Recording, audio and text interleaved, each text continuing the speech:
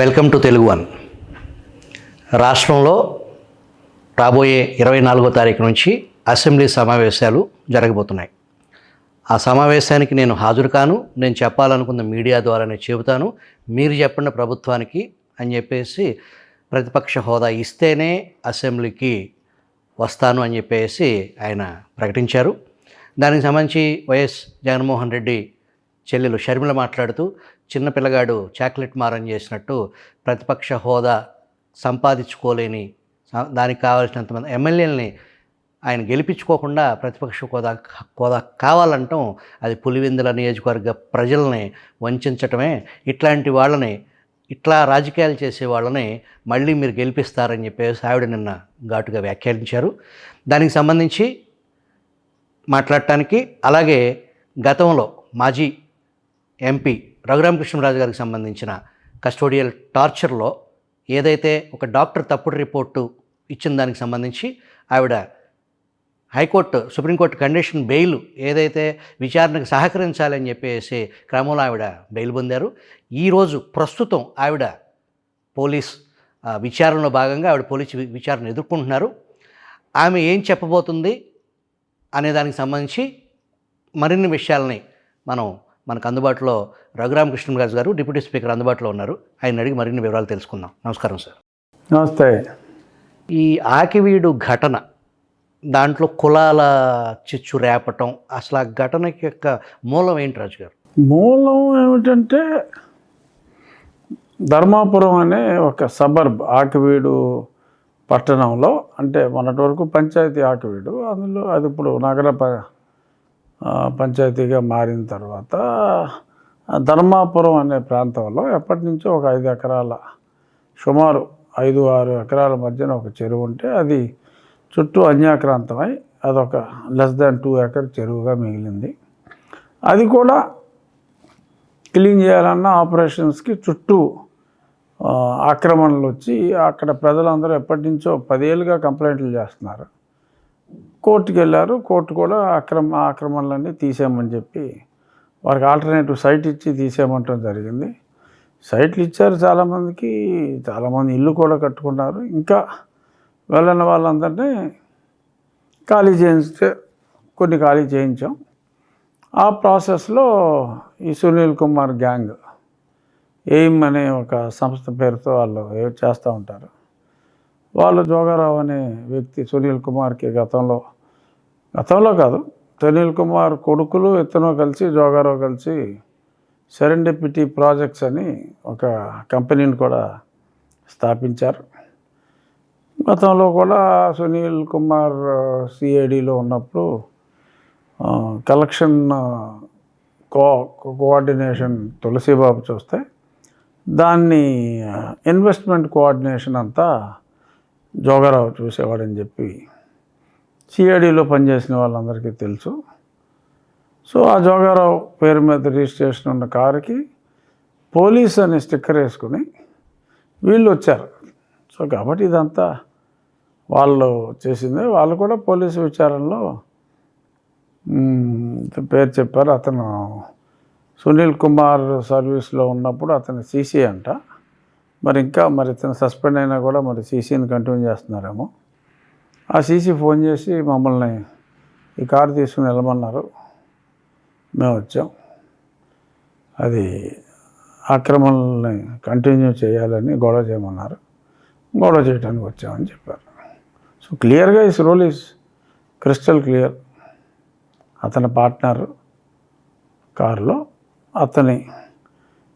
అతను స్థాపించబడ్డ ఎయిమ్ అనే సంస్థ east Godavari head, west Godavari head, ఇంకొద్దిమంది ఇంకా 2-3 వేసుకొచ్చి అక్కడ హడావుడి. సో ఏదైనా గట్టిగా మాట్లాడి ఏదైనా గొడవ అయితే సో దాన్ని దళితుల మధ్యన, అగ్రవర్ణాల మధ్యన జరిగిన గొడవగా మార్చి సో నన్ను ఏదో బదనాం చేయాలని ఏదో ప్లాన్ వేసినట్టున్నాడు.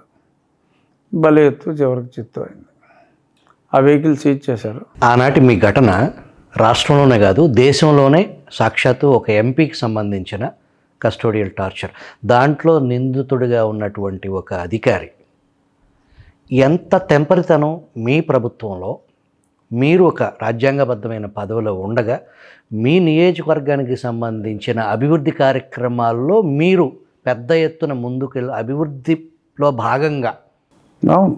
దాని శానిటేషన్ వ్యవహారం దానికి భాగంగా వాళ్ళకు ప్రత్యామ్నాయంగా చూపించేదానికి అది ఒక ప్రాంతానికి అనుసారం మొత్తం మీ 4 మండలాలకు సంబంధించిన మీ నియోజకవర్గంలో ఉన్న అక్కడ హైడ్రా ఉంది, ఇక్కడ ఉండ్రా అనేది ఏదో అప్పట్లో కొన్ని నెలల క్రితమే వార్తలు వచ్చాయి. అప్పటికి సుమారు 600-700 ఆక్రమణలు తొలగించాం, వాళ్ళకి ఆల్టర్నేటివ్ ఇచ్చాం, ఆ కాలనీలు కూడా డెవలప్ చేసాం, అన్నీ చేసాం. ఒక అధికారికి ఇంతటి తెంపరితనం ఏంటి? ఆ ధైర్యం పిల్లి గుడ్డిదైతే అన్న సామెత ఇక్కడ వర్తిస్తుందా లేదో నాకు తెలియదు, కానీ బట్ టూ మచ్. గతంలో ఏదైతే అగ్రిగోల్డ్ కుంభకోణానికి సంబంధించి వేలాది మంది మధ్యతరగతి పేదలు దాచుకున్న సొమ్ముని బోర్డు తిప్పేయటం, దానికి సంబంధించి సిఐడి ఆధీనంలో అగ్రిగోల్డ్ ఆస్తులు సీజ్ చేయబడ్డాయి. ఎవరికి అనుమతి లేదు అని బోర్డులు కూడా పెట్టడం జరిగింది. కానీ గడిచిన 5 సంవత్సరాల జగన్మోహన్ రెడ్డి ప్రభుత్వంలో ఎర్రచందనాన్ని, అత్యంత విలువైన ఎర్రచందనాన్ని నాటి పాలనలో మీ కేసులో నిందితులు కొట్టేశారు అనేది సునీల్ కుమారే. దాని విలువ ఎంత ఉంటుంది రాజు గారు? సుమారు 1000 కోట్లు అనేది తక్కువ అంచనా. 1000 కోట్ల? ఇప్పుడు పార్టీ పెడతానంటున్నాడు కదా, అందుకని. ఓకే. అందుకని పార్టీ ఆలోచన. ఒక ఆఫీసర్ కింద ఉంటేనే ఎంత కొట్టేశాం, మరి ఇంకేమన్నా అత్యున్నత పదవి వస్తాయని భావనలో ఉన్నట్టున్నాడు. సుమారు 1000 కోట్లు ఎర్రచందనం. పేదలకి డబ్బులు దాచుకున్న ఆ మదుపుదారుల ప్రయోజనాలను పణంగా పెట్టి వాస్తవానికి ఆ భూములు అమ్మి వాళ్ళకి తీర్చాలనేది, ఆ భూములు వాళ్ళ విలువ పెరిగినాయి. ఆ భూములు అమ్మి దేవుడు ఈజీలీ పెయిడ్. ఎర్రచందనం డబ్బులే చాలా వచ్చాయి, అనాపైసలతో సహా కట్టేసి ఉండేవాళ్ళు వాళ్ళ. ఆ భూములు వీళ్ళు తీసుకుని ఈ ఎర్రచందనం వీళ్ళు కొట్టేసుకుని, ఇంకా యూకలిప్టస్ కూడా కొట్టేశాడు ఒంగోలులో, ప్రకాశం జిల్లాలో. అవి లో వాల్యూ అనుకోండి. ఆ కడప పరిసర ప్రాంతాల్లో ఉన్న భూముల్లో అది కొట్టేశాడు. మరి ఈ ప్రభుత్వం, మీ ప్రభుత్వం ఆనాటి అగ్రిగోల్డ్ ఆస్తుల్ని కొల్లగట్టడం, ఎర్రచందనాన్ని, యూకలిప్టస్ని నరికేసి సొమ్ము చేసుకోవటం, దాని మీద విచారణ చేసి దోషుల్ని శిక్షించడం, రికవరీ చేయటం, దానికి సంబంధించి అట్లాంటిది ఏదైనా మీ ప్రభుత్వం ఆలోచన చేస్తుందా? నాకైతే ఎటువంటి ఇన్ఫర్మేషన్ లేదు. ఒరిజినల్ మ్యాప్లో చెట్లన్నీ ఉంటాయి, శాటిలైట్ మ్యాప్లో ఇప్పుడు చూస్తే మొదలు ఉంటాయి. టెక్నాలజీ ప్రకారంగా ఎప్పుడు కొట్టేశారు, ఎంత, దాని సైజ్, ఎవ్రీథింగ్ వచ్చేస్తాయి, అన్నీ ఉన్నాయి వివరాలు. మరి దాన్ని ఏమన్నా ప్రశ్నిస్తున్నారా ఏమో, ఎవరు కొట్టేశారని చెప్తాడేమో, నేను పార్టీ పెడుతున్నాను అంటాడేమో. అది ఆ ప్రభుత్వంలో, జగన్మోహన్ రెడ్డి ప్రభుత్వంలో సిఐడి ఆధీనంలో ఉన్న అగ్రిగోల్డ్ ఆస్తుల్ని డే లైట్లో కొట్టేయటం, ఎక్స్పోర్ట్ చేసేయటం అయిపోయింది. అభినవ వీరప్పన్ మీ ప్రభుత్వంలో ఇదే అగ్రిగోల్డ్ ఆస్తులకు సంబంధించి ఇవాళ ఈనాడు కూడా రిపోర్ట్ చేసింది. ఉదయగిరికి సంబంధించి ఉదయగిరి నియోజకవర్గంలో స్థానిక నాయకుల అండ చూసుకుని దాదాపు 1500 ఎకరాల్లో ఉన్నటువంటి అవి కూడా అగ్రిగోల్డ్ భూములే. గత ప్రభుత్వంలో జరిగింది అంటే దానికి ఒక ఆలోచించడానికి, జరగకుండా ఉంటే ఆశ్చర్యం కానీ జరిగితే ఆశ్చర్యం కానీ ప్రజలకు ఒక ఐడియా ఉంది, ఒక ఆలోచన, ఒక అంచనాలు ఉన్నాయి. కానీ మీ ప్రభుత్వంలో, మీ మంచి ప్రభుత్వంలో అక్కడ ఉదయగిరిలో మీ పార్టీ ఎమ్మెల్యేనే ఉన్నారు, అక్కడ జరుగుతుంది అనేది మనకి print media, electronic media report చేస్తున్న ఈనాడులో వస్తే అది నిజం, కాకపోతే వాళ్ళు క్లియర్ ఇన్ఫర్మేషన్ లేకపోతే క్రితం ఈటీవీ కూడా రిపోర్ట్ చేసింది విజువల్స్తో. దాదాపు ఇప్పటికీ ఒక 5000 టన్నులు కొట్టేశారు, బయటికి తరలిచ్చారు. అక్కడ ఇంకా చాలా ఏరియాల్లో, నెల్లూరు జిల్లాలో చాలా ఏరియాలో 4000 ఉంటుందా, ఇప్పుడు ఇంకెక్కువ ఉందంట రేట్ ప్రస్తుతం. దీంట్లో కూడా ఎర్రచందనం ఉంది. ఓహో, ఎర్రగొండపాలెం ఏరియాలో, ఇప్పుడున్న ఈ ఏరియాలో కూడా ఎర్రచందనం కూడా కొట్టేశారు. అంటే కొంచెం లో క్వాలిటీ ఉంటుందేమో, సి గ్రేడ్ ఏమన్నా ఉంటుందేమో. ఎర్రచందనం కొట్టారు. ఆ ఎర్రచందనం కొట్టేసిన దాన్ని టాస్క్ ఫోర్స్, ఏదైతే శాండిల్వుడ్ టాస్క్ ఫోర్స్ ఉందో వాళ్ళు నిన్న ఏమో యాక్షన్ తీసుకుంటున్నాడు. మరి మీ ప్రభుత్వంలో కూడా అదే తరహా ధోరణి, అదే అగ్రిగోల్డ్ బాధితులకు న్యాయం చేయకుండా, అది ప్రభుత్వం సీరియస్ అయింది, దాని యాక్షన్ మూడ్లో ఉంది. అసలు ఆ ధైర్యం ఎక్కడి నుంచి వస్తుంది? తప్పు చేస్తే అనే ఒక ఒక ఒక భయం అనేది ఉండాలి కదా. అంటే ఇప్పుడు ప్రభుత్వంలో తప్పు జరిగితే ముఖ్యమంత్రి గారు అయితే సహించరు, అంతవరకు నేను ఖచ్చితంగా చెప్పగలను. అది వేరే పార్టీ వాళ్ళైనా మా పార్టీ వాళ్ళైనా. మీ స్నేహితుడి కొడుకు పులివెందుల ఎమ్మెల్యే జగన్మోహన్ రెడ్డి నేను అసెంబ్లీకి రాను అని మారం చేస్తాను. ఆయన చెల్లెలు పిల్లగాడు చాక్లెట్ స్టోరీ చెప్పారు మీడియా. నేను జనరల్గా ఎప్పుడు పిల్లడు చందమామ స్టోరీ చెప్తాను.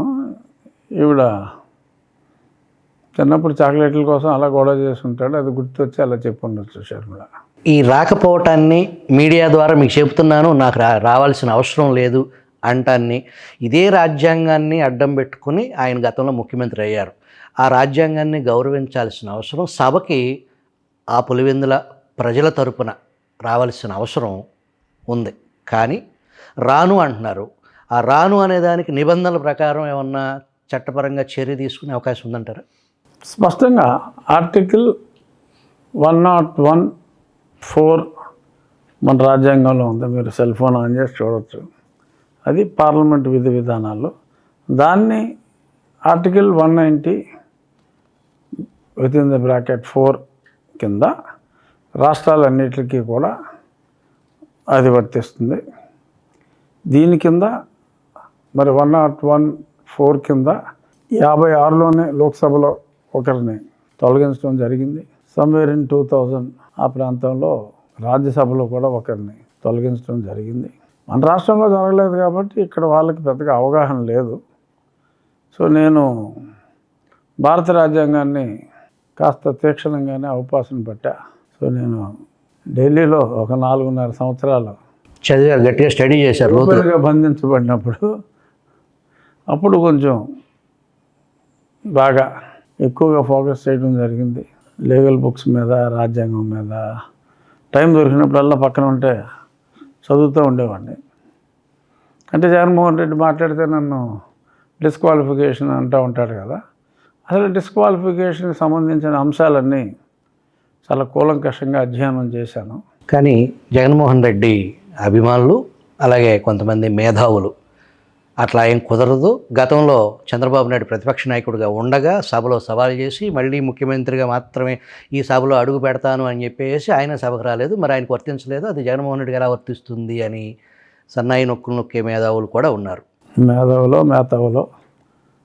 అది కాసేపు పక్కన పెడితే అప్పుడు ఏంటంటే జగన్మోహన్ రెడ్డి ప్రభుత్వంలో ఆశ్చర్యకరం ఏంటంటే 5 సంవత్సరాల కాలంలో కేవలం 67 పని దినాలే అసెంబ్లీ జరిగింది. ఏది 5 సంవత్సరాలు కలిపి. సరే కరోనా 2 ఏళ్ళు అందుకని ఏదో పెద్దగా పెట్టలేకపోయామని ఏదైనా కౌరులు చెప్పినా మిగిలిన 3 సంవత్సరాల్లో కలిపి ఏ సంవత్సరం 20 రోజుల మించి జరగల. అంటే ఇది దేశంలోనే అత్యల్పమా? అంటే నార్త్ ఈస్ట్ స్టేట్స్లో పెద్ద జరగవు. అవి కాకుండా అభివృద్ధి చెందిన రాష్ట్రాల్లో అత్యల్పం ఇదే. అభివృద్ధి చెందిన తమిళనాడు ఉందంటే ఏ సంవత్సరం 90 రోజులు తక్కువ ఉండదు ఈ రోజుకి. They work for 90 days. So మరి ఇక్కడ మరి అదే మా స్పీకర్ గారు అయ్యన్ పాత్రుడు గారు మొన్న కూడా మాకు ఆల్ ఇండియా స్పీకర్ కాన్ఫరెన్స్లో కూడా ఆయన కూడా చెప్పడం జరిగింది. తర్వాత నేను మాట్లాడినప్పుడు కూడా అదే చెప్పా. పని దినాల మీద ఒక సర్క్యులర్ ఇష్యూ చేయాలి ఆల్ ఇండియా ఈ మన అసోసియేషను, లేదంటే రాష్ట్రాలు లైట్ తీసుకుంటున్నాయి. అంటే గతంలో జరిగింది కదా, అలవాటు ఏదన్నా ఇప్పుడు కూడా కంటిన్యూ అవుతుందేమో అని మా భయాలు మాకు ఉన్నాయి. So we wanted the assembly to run at least for 70 days. ప్రజాప్రతినిధులకి ప్రజల సమస్యల గురించి మాట్లాడే అవకాశమే లేకపోతే it's incorrect. It is against the democratic principles. ప్రజలకి దేవాలయం, ప్రజల తరపున ప్రజా సమస్యలకు అదొక వేదిక. అవును, మొత్తం యంత్రాంగం అంతా అక్కడే ఉంటుంది. అవును, మీడియా ఫోకస్ ఉంటుంది. ఏం జరుగుతుంది, ఏం పాలసీలు రాబోతున్నాయి, ప్రభుత్వం చేసేదానికి సంబంధించి ప్రతిపక్ష పాత్ర ఏంటి, వాళ్ళు సూచనలు సలహాలు, ఒక ఆరోగ్యకరమైన చర్చ జరగాలి. ఎందుకు పెడతారండి? లేకపోతే ఈ శాసనసభలో ఎందుకు పెడతారు? శాసనసభలో ఏ బిల్లు పెట్టాలన్నా ఆర్డినెన్స్లు ఇచ్చుకుంటాం కాదు కదా. ఇక్కడ చర్చ జరగాలి, ఫ్రీక్వెంట్గా చర్చ జరగాలి. ఎమర్జెన్సీలోనే ఆర్డినెన్స్లు ఇచ్చుకోవాలి. మళ్ళీ అది తిరిగి సభకు రావాలి, ఆర్డినెన్స్ అయినప్పటికీ. ఆర్డినెన్స్ అయినప్పటికీ సభకు రావాలి. సో ఎక్కువ రోజులు ఆర్డినెన్స్లు ఇచ్చుకుని ఏదో సభ 2 రోజులు పెట్టి ordinance clear, ordinance clear, ordinance clear అంటున్నారు. మామ అన్నట్టు. దాని మీద ఇంక చర్చ ఉండదు. ఆర్డినెన్స్ ఎప్పటి నుంచో అమల్లో ఉందంటారు. సో అది ఆరోగ్యకరమైన సభా సాంప్రదాయం కాదు, అనారోగ్యకరమైన సభా సంప్రదాయం. నిన్న జగన్మోహన్ రెడ్డి మాట్లాడుతూ క్యారెక్టర్ క్రెడిబిలిటీ ఉండాలి, భయానికి ప్రలోభాలకి లొంగిపోతే అది అదే ఇవాళ అనైతికం అని, అది సాయిరెడ్డికి కూడా వర్తిస్తుంది అని వ్యాఖ్యానించారు. ఈ విషయంలో నాకు తులసిరెడ్డి గారు డైలాగులు అంటే నాకు చాలా ఇష్టం. సో తులసిరెడ్డి గారు చెప్పారు, చింతామణి పాతివ్రత్యం గురించి మాట్లాడినట్టుగా ఉంది జగన్మోహన్ రెడ్డి. ఇటువంటి క్యారెక్టర్ అని, అదని ఇదని, క్రెడిబిలిటీ అని మాట్లాడటం చెప్పారు ఆయన. సో నేను ఫోన్ చేశాను, మేము సన్నిహితంగా ఉంటాం. తులసిరెడ్డి గారు గారు ఫోన్ చేసి, చింతామణి మారిపోయిందండి చివరిలో. దైవ ఆత్మసాక్షాత్కారం, దైవభక్తితో ఆవిడ మారిపోయింది. సో మీరు చింతామణితో కంపేర్ చేసినందుకు ఆవిడని అవమానించినట్ట. అంటే నా నిరసన వ్యక్తం చేస్తున్నానని చెప్పాను. నేను తులసిరెడ్డి గారు ఏమన్నారు? నవ్వారు. ఆయన ఏదైతే నిన్న అవును రాజు గారు, మీరు చెప్పింది కరెక్టే, ఆవిడ మారిపోయింది చివరిలో, పూర్తిగా మారిపోయి ఆవిడ సన్యాసి జీవితంలోకి వెళ్ళిపోయింది కదా. అది. సో జగన్మోహన్ రెడ్డిని చింతామణితో పోల్చడానికి ఆయన అర్హత లేదు అని రాజుగారు అంటున్నారు. అలా అని నేను అంత సూటిగా అనలా, అంత సుస్పష్టంగా కాదు, మరీ అస్పష్టంగా కాకుండా ఆయనకి చింతామణి కంపారిజన్ ఎందుకంటే ఆవిడ చివరిలో మారిపోయిందని చెప్పడం జరిగింది అంతే. ఆయన నిన్న ఏదైతే జగన్మోహన్ రెడ్డి గారు విశ్వసనీయత, క్రెడిబిలిటీ, ఆ క్యారెక్టర్ అనే దాని గురించి మాట్లాడిన దానికి సంబంధించి అది సాయిరెడ్డికి కూడా వర్తిస్తుంది అని ఆయన చెప్పారు. వాళ్ళు ట్వీట్ చేశారు ఆయన. అవును. ఆ ట్వీట్లో నాకు రెండూ ఉన్నాయి, నేను ప్రలోభాలకే లొంగకుండా రాజీనామా చేశాను అన్నారు. ప్రలోభాలు అంటే కాబట్టే నేను దీనికి రాజీనామా చేశాను. నా వ్యక్తిగత జీవితంలో కూడా క్యారెక్టర్కి చాలా ఇంపార్టెన్స్ ఇస్తాను నేను అని ఆయన చెప్పడం జరిగింది. ఎవరిని ఉద్దేశించి అన్నారో ఆయన నేరుగా అన్నాడు, సాయిరెడ్డి కూడా వర్తిస్తుంది అని. దాన్ని ఉదహరించి ఈయన ట్వీట్ చేశారు. అంటే ఈయన కూడా ఆయనకి చెప్పినట్టే. అంతే కదా. ఇక్కడ నేను రాజకీయాలు మాట్లాడను అని చెప్పేసి విమర్శ వచ్చినా కూడా అది రాజకీయ విమర్శలే ఉంటాయి. రాజకీయాలు మాట్లాడను అన్నప్పుడు రాజకీయాలు మాట్లాడకుండా ఉండాలి కదా. మరి సాయిరెడ్డి అలా లేరు, డే 1 నుంచి లేరు. ఆయన ఎక్కడున్నా, విదేశాల్లో ఉన్నా, ఇండియాలో ఉన్నా, ఢిల్లీలో ఉన్నా, రకరకాల ట్వీట్. అలా కాదు కదా. ఇప్పుడు మరి సాయిరెడ్డిని ఎవరన్నా ఒక మాట అన్నప్పుడు సమాధానం చెప్పవలసిన బాధ్యత సాయిరెడ్డి మీద ఉంది కదా. వారం రోజుల క్రితం ప్రధానమంత్రి మోడీని పొగుడుతూ ఆయన ఒక ట్వీట్ చేశారు. దాంట్లో హిందీలో కూడా. దాన్ని ఎలా చూడాలి? ఏముంది, ఇప్పుడు రాజకీయాల్లో లేనంత మాత్రాన ప్రధానే కదా. సో ప్రధాని మంచి పనులు చేసినప్పుడు ఒక పౌరుడిగా స్పందించడంలో తప్పే ఉందండి. ప్రధానమంత్రిని మెచ్చుకోవాలంటే రాజకీయ నాయకుడే కావాలా? ఇప్పుడు మా ముఖ్యమంత్రిని బోలు మంది మెచ్చుకుంటున్నారు, రాజకీయాల్లో లేని వాళ్ళు, తప్పే ఉంది. గతంలో సాయిరెడ్డికి మీకు చాలా తీవ్రంగా 1-to-1 సవాళ్ళు, ప్రతి సవాళ్ళు ఒక పిక్స్కి వెళ్ళింది వాస్తవానికి. ప్రపంచవ్యాప్తంగా ఉన్న తెలుగువారు, 2 రాష్ట్రాల్లో ఉన్న తెలుగువారు దాన్ని ఒక ఆసక్తికరంగా ఆ రోజు సెన్సేషనల్ ఇది. ఈ మధ్యకాలంలో సాయిరెడ్డి మీతో రాజీ ప్రయత్నాలు చేశారు అనేది రాజీ అనేమి లేదు. ఎప్పుడైతే ఆయన అది చేయటం జరిగిందో, రాజకీయ సన్యాసం తీసుకున్న తర్వాత ఇంకా రాజకీయంగా ఇంకా నాకు ఆయనకి ఎటువంటి శత్రుత్వం లేదు కదా. రాజకీయాలు వదిలేసిన వ్యక్తితో మా మధ్యన ఉన్నదే రాజకీయంగానే వైరం. అసలు ఆయన రాజకీయాల నుంచే తప్పుకున్న తర్వాత ఇంకా వైరానికి అవసరం ఏముంది? రాజకీయాల నుంచి తప్పుకున్నాను అని సాయిరెడ్డి మాటని త్రిపులార్ గారు 100% విశ్వసిస్తారా? నేనైతే విశ్వసించా. సాధారణంగా మీ నమ్మకాలు ఒమ్ము కావు. చూద్దాం. ఆర్థిక విధ్వంసకారుడు చంద్రబాబే సంపద సృష్టించటం అంటే చంద్రబాబు జేబులు నింపుకోవటం అని పులివెందుల ఎమ్మెల్యే జగన్మోహన్ రెడ్డి గారు నిన్న వ్యాఖ్యానించారు. దాని మీద మీ కామెంట్? ఆయన అంత విధ్వంసం చేసి మరి ఇంకొకరు సరిగ్గా చేస్తున్నప్పుడు యాక్సెప్ట్ చేయటం స్వతహాగా ఎవరికైనా కష్టం. జగన్మోహన్ రెడ్డి గారికి మరీ కష్టం. సో కాబట్టి మేమంతా ఒకే తాను ముక్కలు అని చెప్పి ఆయన చెప్పి జనాలకు నచ్చ చెప్పే ప్రయత్నంలో భాగంగా మరి ఆయన నోటికి వచ్చినట్టు మాట్లాడుతున్నాడు. చక్కగా ఉంది పరిపాలన. ముఖ్యమంత్రి గారు చెప్పింది ఏంటంటే అనుకున్న దానికన్నా కూడా ఆర్థిక విధ్వంసం చాలా ఎక్కువగా జరిగింది కాబట్టి అన్నీ అమలు చేస్తాం కానీ స్టెప్ బై స్టెప్ చేస్తామని చెప్పి ఆయన చెప్పడం జరిగింది. సో నిన్న క్యాబినెట్లో రేపు మేలో రైతులకి, జూన్ స్కూల్ తెరిచే టైంకి తల్లికి వందనం అని రీనేమ్ చేశారు కదా, ఎంతమంది ఉంటే పిల్లలు అంతమందికి ఇస్తామనేది కూడా స్టార్ట్ చేస్తామని చెప్పారు.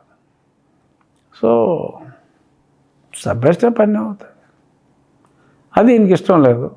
అలా అంటూ విధ్వంసం అంటూ ఆ సంభాషణ కొనసాగిస్తూ మీడియాతో మాట్లాడుతూ, గతంలో నా పాలనలో బటన్లో నొక్కటాన్ని ముసలోడైనా నొక్కుతాడు ఈ బటన్ అని అన్నారు. ఇప్పుడు కూటమి ప్రభుత్వం వచ్చిన తర్వాత బటన్ నొక్కలేదు చంద్రబాబు నాయుడు అని చెప్పేసి అక్కడ ముసలోడు అనేదాన్ని ఇండైరెక్ట్గా చంద్రబాబు గారి వయసుని తెలియపరుస్తూ అలాంటి వ్యాఖ్య చేశారు.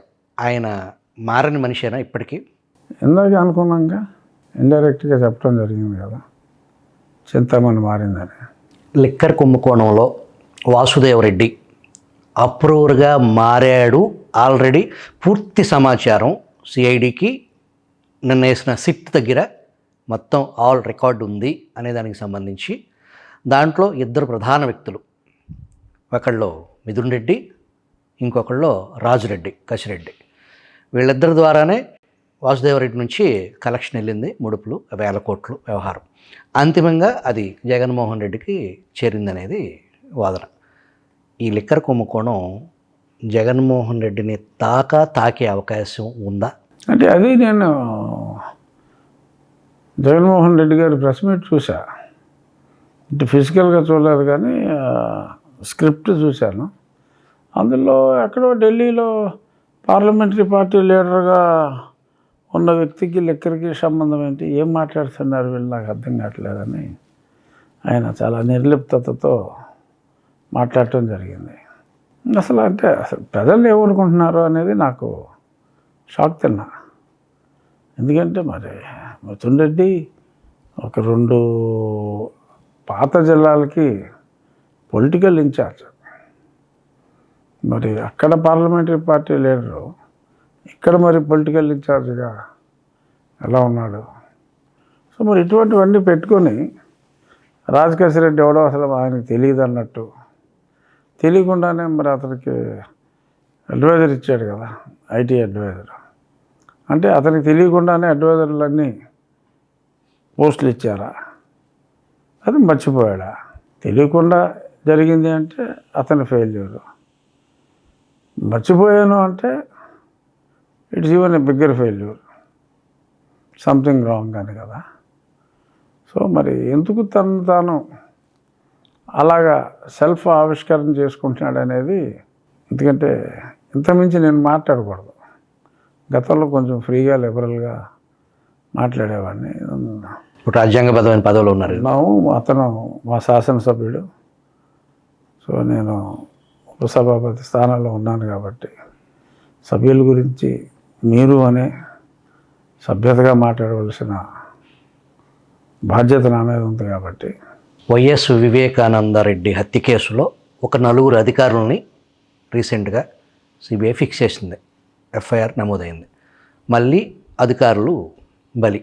ఇది వాస్తవానికి హంతకులు ఎవరైతే వైఎస్ వివేకానందరెడ్డి హత్యలో నేరుగా భాగస్వామ్యం, ఎవరి ప్రయోజనాలు కాపాడటానికి ఎవరి కోసం చేసినోళ్ళు, సహకరించిన వాళ్ళు ఓకే, చేపించిన వాళ్ళని ఎన్డీఏ ప్రభుత్వం పట్టుకుంటుందా లేదా మనం చాలా సినిమాల్లో చూసినట్టు ప్రాసిక్యూషన్ సరైన సాక్ష్యాధారాలు సమర్పించినందున కేసు కొట్టివేయటమైనది అనేది వినాల్సి వస్తుందా?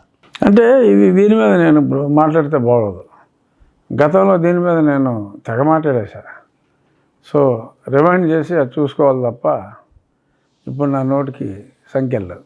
మీ ప్రభుత్వం ఏర్పడిన తర్వాత ఇక్కడ ఐఏఎస్ కొరత ఉంది అని చెప్పేసి అందరికీ తెలిసిన విషయమే. దానికి సంబంధించి ఇవాళ ఈనాడు మెయిన్ పేజ్లో రిపోర్ట్ చేసింది ఐఏఎస్లను పంపించండి మహాప్రభో అంటూ ఒక 10 మంది మెరికల్ లాంటి ఐఏఎస్లు ఐపీఎస్లని ఆంధ్రప్రదేశ్కి డిప్యుటేషన్ మీద తెప్పించడానికి ఇప్పటికీ ముఖ్యమంత్రి 2 సార్లు డైరెక్ట్ నేరుగా ప్రధానమంత్రికి లేఖ రాయటం జరిగింది. కానీ అక్కడ ఆ ఫైల్ సీఎంఓలో మూవ్ చేయడానికి 2 నెలలు పిఎంఓలో మూవ్ చేయడానికి ఇక్కడ సీఎంఓ నుంచి కానీ అక్కడ ఢిల్లీలో గతంలో జగన్మోహన్ రెడ్డికి ఇట్లాంటి పనులు చేసి పెట్టడానికి సాయిరెడ్డి లాంటి వ్యక్తులు పిఎంఓలో తిరుగుతూ ఉండేవాళ్ళు. ఇప్పటికీ మీ ప్రభుత్వానికి ప్లస్ మీ పార్టీకి సంబంధించి అటువంటి వ్యక్తి ఢిల్లీలో లేడు అనే కొరత కారణంగానే ఈ ఆలస్యం అవుతుంది అనే వాదన ఉంది. అది నిజమేనంటారా? అంటే కొంత నిజం ఉండొచ్చు, ఎందుకంటే పర్సువేషన్ ఉండాలి. ఎందుకంటే ఎవరి పనులు వాళ్ళు ఉంటారు ఢిల్లీలో. సో అది మన పనిగా భావించి అదే పనిగా పట్టుకోవాలి. మరి పట్టుకున్నా ఆలస్యం అవుతుందా లేక పట్టుకోక ఆలస్యం అవుతుందా అనేది నాకు క్లారిటీ లేదు. అసలు అడిగిన సంగతి కొంత ఆలస్యం అయిందన్న సంగతి నాకు ఇవాళ ఈనాడు చూస్తేనే తెలిసింది. కూటమి ప్రభుత్వంలో మీ పార్టీలో కానీ జనసేనలో కానీ బీజేపీలో కానీ కూటమి పార్టీల్లో గెలిచినటువంటి అభ్యర్థుల్లో ఎక్కువ మంది వచ్చే ఎన్నికల్లో ఓటీపీలుగా మారిపోతారు అనే చర్చ ప్రజల్లో ఉంది. అది మీ దాకా వచ్చిందా? ఓటీపీలు అంటే ఏంటి? One time politician. ఓహో అదే. నేను ఇంకా ఓటీపీ అంటే ఏదో కొరత వస్తుందంటారు కదా ఏదైనా అడిగితే.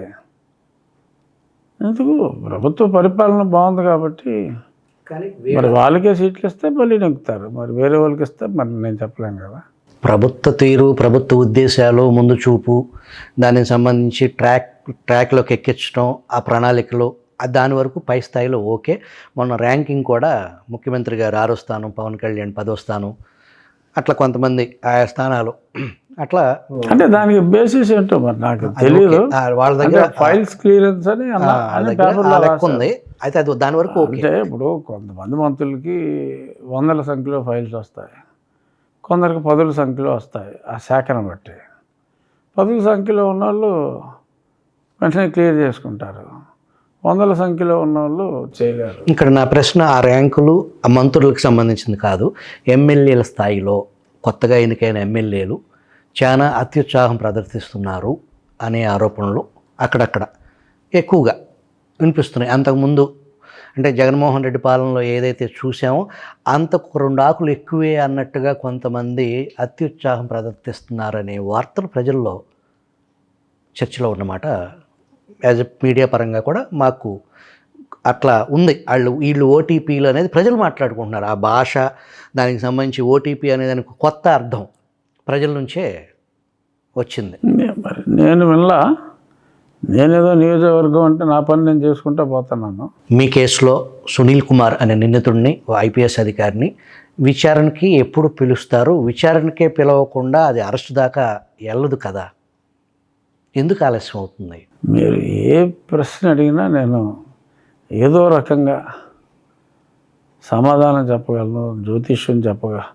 జ్యోతిష్యంలో కూడా నాకు పెద్దగా ప్రవేశం లేకపోయినా 100% రిజల్ట్స్ చెప్పగలిగిన జ్యోతిష్యులు కూడా నాకు ఉన్నారు.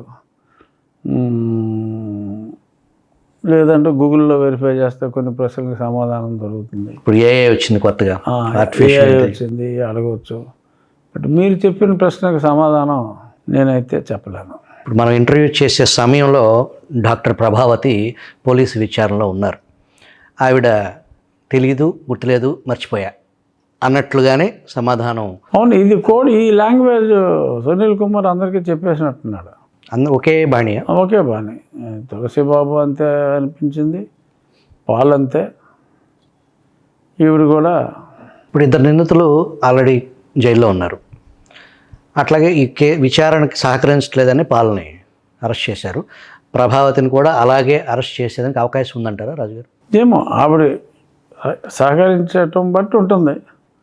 మరి ఆవిడ ఈరోజు మౌనం అని చెప్పి, బహుశా మరి ఫ్రైడే ఆవిడకి ఏమైనా మౌనవ్రతం ఉందేమో నాకు తెలియదు.